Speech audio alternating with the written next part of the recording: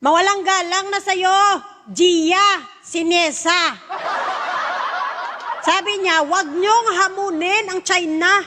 Kung ang ibang bansa takot sa China, anong bansa? Anong bansa ang takot sa China, te? Ha? Ang pangalanan mo kung anong bansa yung takot sa China. Ano kaya ang mangyayari sa mga bungangera ninyo kung tamaan kayo ng nuclear weapon? Patay eh!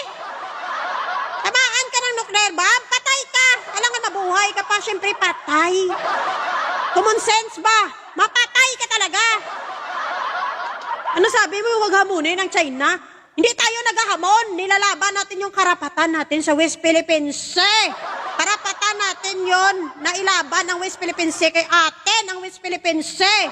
Oh, tatay mo lang yung ayaw tanggapin na atin na sa Pilipinas yung West Philippine Sea kaya ibigay nga niya sa China, di ba? Ibibigay niya sa China. Regalo yan lang sa China kaya marami tayong tubig, dagat. Ano kayo nakatakot mo kung bumbahin tayo ng China? Ha? Maigi na mapatay tayo na lumalaban kaysa mapatay tayo sa Pilipinas na hindi natin nilaban ang bansang sinilangan mo.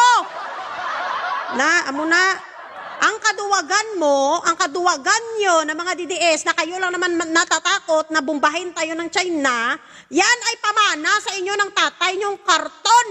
Yan yung in-inject niya sa isipan ng bawat Pilipino noon nung siya pa yung namumuno sa bansa natin na dapat tayong matakot sa China. Diba?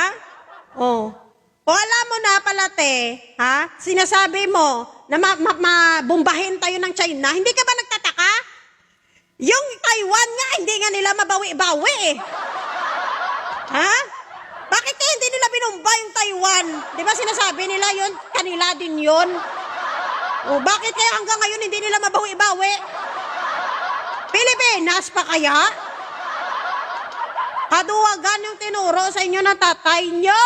Binubuhay tayo noon ni Duterte sa kaduwagan. Binuhay niya yung Pilipino, tinaniman niya sa isip ng Pilipino na pag binumba tayo ng China, kawawa tayo.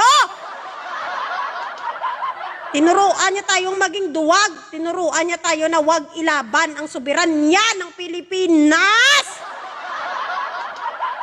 Ganon. Bahala natin mapatay tayong lahat sa Pilipinas, te, basta ilaban ang West Philippine Sea, te. Ha, ilaban ang bansa natin. Hindi puta nga mga DDS, mga duwag pala kayo. Takot pala kayong bumbahin yung bansa natin. So magpabuli-buli na lang tayo. Magpabuli-buli na lang tayo dyan sa mga China. Ha? Payagan na lang natin sila na angkinin yung soberanya ng Pilipinas kay magduwag-duwagan tayo. Animal pala.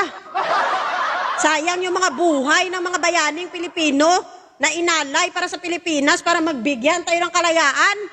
Ang itatapang ng mga yun para ilaban ang Pilipinas tapos tayo magpabuli tayo sa China.